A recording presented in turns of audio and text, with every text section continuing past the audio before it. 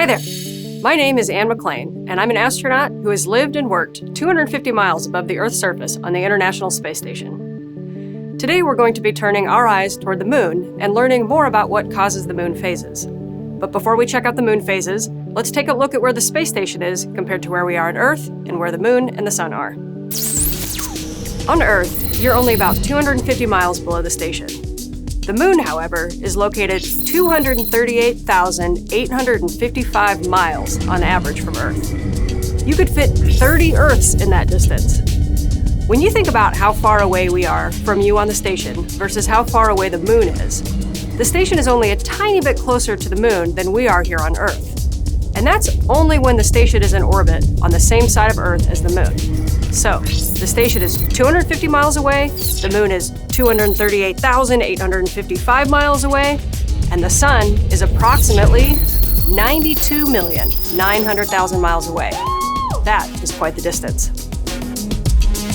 Now that you know where you are relative to the station, moon, and the sun, let's talk about the moon phases. Now, when you're looking up at the moon from the Earth, you'll notice that it looks different from day to day.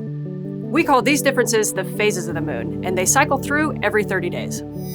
Let's check out a demonstration of the moon phases here on the ground.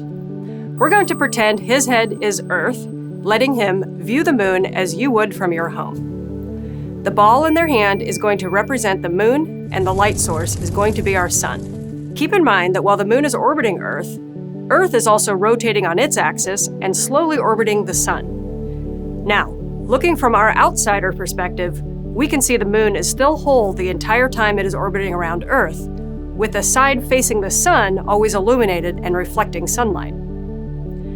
Let's take a look at what he is seeing. As you can see in the photographs from Earth's view, the reflection of sunlight looks quite different from this angle, since we are only able to see parts of the reflected sunlight as the moon moves around Earth. This is what causes our moon phases, as the moon orbits around Earth every 30 days. There are names for each of the phases of the moon's 30-day cycle. When the moon looks completely dark, we're experiencing a new moon. This is the beginning of the 30-day cycle. It will move through a waxing crescent phase until it is a first quarter moon.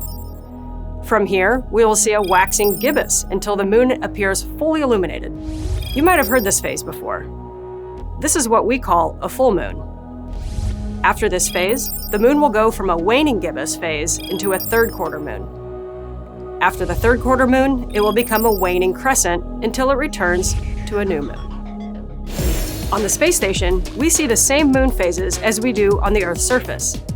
Since the space station is only 250 miles closer to the moon than we are here on the ground, astronauts on the station have the same perspective you have, but don't have the Earth's atmosphere in their way for photographs. Astronauts currently on the space station actually use the moon's phases to collect research that will help NASA with the Artemis program as we work to go forward to the moon with our astronauts by 2024.